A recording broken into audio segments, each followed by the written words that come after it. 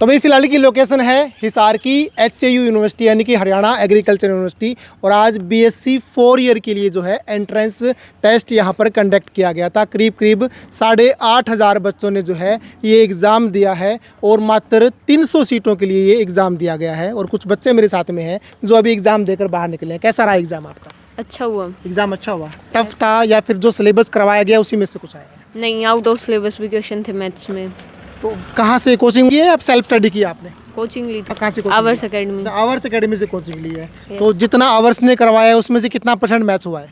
काफी मैच हुआ है, ऑलमोस्ट मैच हो रहा था। आपकी आवर्स एकेडमी हर बार रैंक तो बहुत अच्छा लेकर आती है, इस बार क्या उम्मीद है? अच्छा ही रैंक आएगा। अच्छा ही रैंक आने वाला है। क्या नाम क्या है आपका? दीक्षु। दीक्षु, पहला एग्जाम है? पहले भी एग्जाम दिया आपने? पहला है। तो पहला एग्जाम दिया आपने। हाँ जी, आपका क्या नाम है? मेरा नाम मासूम है। मासूम, कहाँ से हो? मैं हिसार से हूँ। हिसार से हो। कैसा रहा एग्जाम आपका?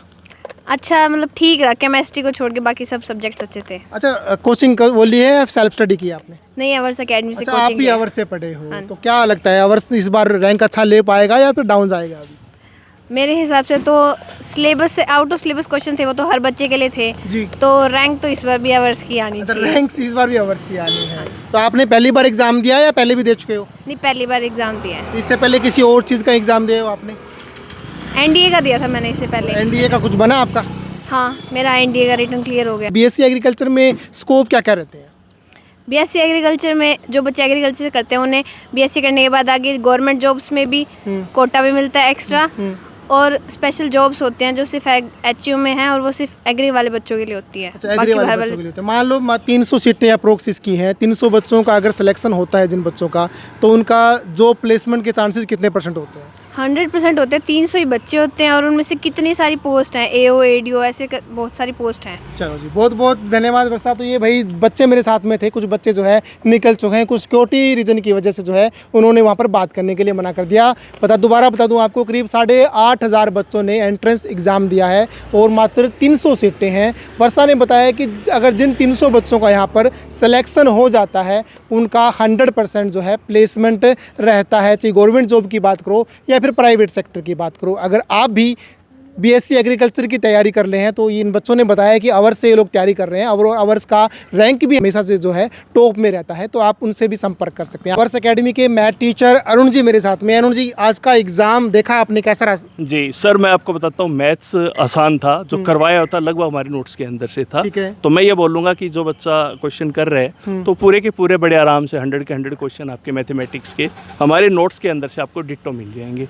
तो इसमें मैं ये कहूँगा कि इस बार आवर्स फिर दोबारा रिजल्ट बनाएगी, क्योंकि आवर्स है वो सिर्फ रिजल्ट के कारण जाना जाता है। तो इस बार भी आपको बता देता हूँ, रैंकिंग के अंदर आवर्स फिर टॉप आएगा और मैं यही कहूँगा, भगवान से दुआ भी करूँगा कि हमारे सारे बच्चे टॉप कर जाएं। और ये 250 सीटों के अंदर से मुझे पता है कि 250 सीट्स है, 220 पे आवर्स का फिर कब्जा रहेगा।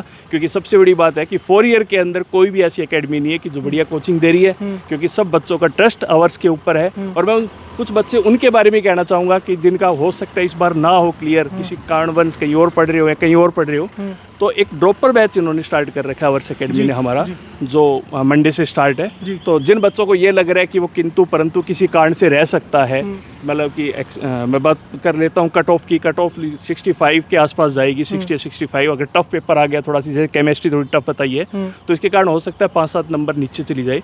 पर जिन बच्चों का ना हो पाए तो वो हमारा क्रैश कोर्स ज्वाइन करे।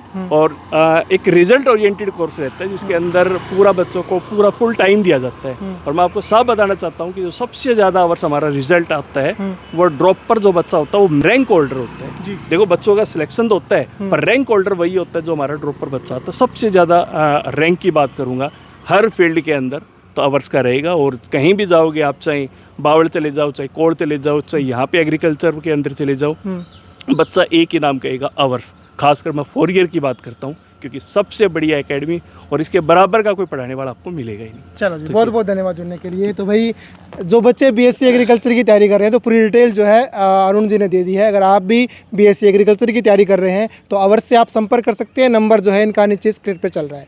देखते रहें सिटी बिग न्यूज़। नमस्कार।